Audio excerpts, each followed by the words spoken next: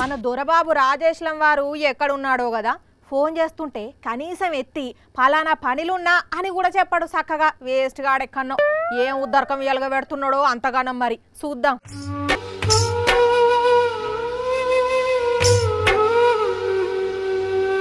ఏమున్నదక్కో ఏమున్నదక్కా, నాకింకా ఈ భూమి మీద ఏమున్నదక్కో ఏమున్నదక్క.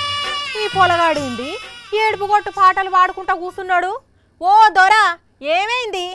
మీ ఇంటామే కొట్టిందా? కొట్టేదెవరు, కొట్టించుకునేదెవరు?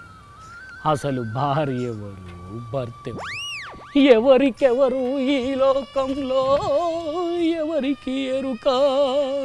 ఏ దారెటు పోతుందో. స్ట్రైట్ గా పోయి లెఫ్ట్ తీసుకుంటే అమీర్పేట, రైట్ తీసుకుంటే పంజాగుట్ట వస్తుంది. ఇదంతా నాకెందుకు చెప్తున్నావు? ఏ దారి ఎటు పోతుందో తెలియదన్నావు కదా. కామెడీ చేస్తున్నావా? చెయ్యి నా వల్ల ఒకరు నవ్వుతున్నారంటే నాకు సంతోషమే కదా. అయినా పోయేటప్పుడు ఏం పట్టుకపోతాను చెప్పు? నలుగురికి సంతోషాన్ని పంచితే, నలుగురు నవ్విస్తే అదే ఆనందం. సాలిగా ఆపు, సన్యాసి మాటలు మాట్లాడకు. నువ్వు సన్యాసివి కాదు, పెద్ద సన్యాసివి. ఏందో అప్పటి నుండి ఏడుపు కొట్టు పాటలు పాడుకుంటా నీతి సూత్రాలు వాళ్ళు ఇస్తున్నాడు పెద్ద. ఎన్ని చేసినా ఇంకెన్ని రోజులబ్బా, మహా అంటే 14 ఏండ్లు. ఆ తర్వాత నువ్వుంటావా, నేనుంటానా చెప్పు? నేనుంటా గానీ నీ గురించే డౌట్. ఎందుకంటే పని చేయనోన్ని ఎన్ని రోజులని భరిస్తుంది ఏ సంస్థ అయినా. అందుకే నిన్ను వీకేస్తారని ముందే తెలిసి బాధపడుతున్నావా?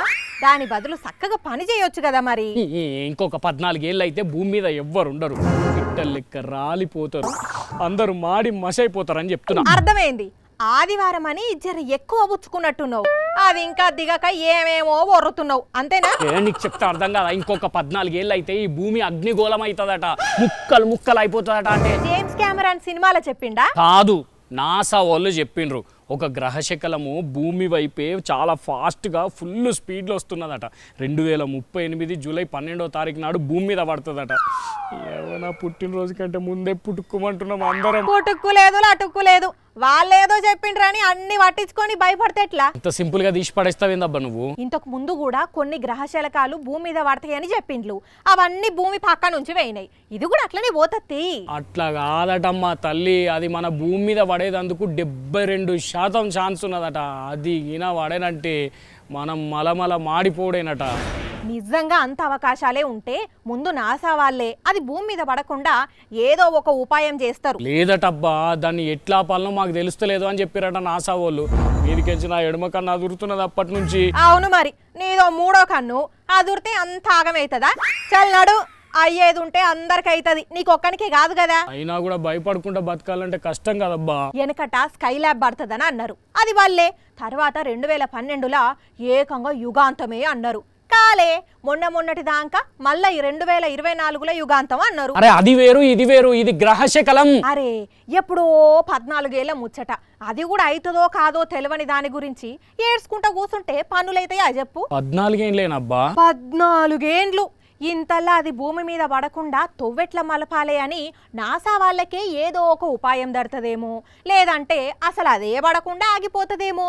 నీకెరకనా నాకెరకనా? పడితే పుసుక్కున మనమున్న జాగాలనే పడితే నీ భయం పండకేసి కొట్ట. పడితే నీ మీదనే పడుతుందన్నట్టు ఫీల్ అవుతున్నావు కదా. ఏమోనబ్బా, నాకు మస్తు భయం అవుతున్నది. ఇవాళ ఒక్కరోజు వార్త అడగకు ప్లీజ్.